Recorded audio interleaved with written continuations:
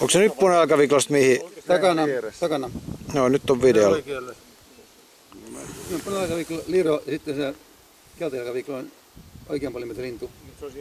Valkoviklo takana.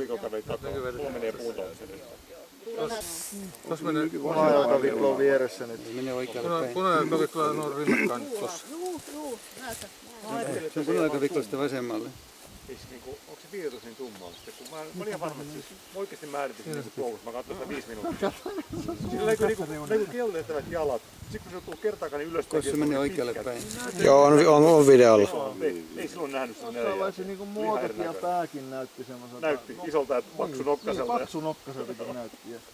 Varmasti aika moni on nähnyt, koska se oli koko ajan tossa siitä. Joo. Kävi tuota mennyt tuossa.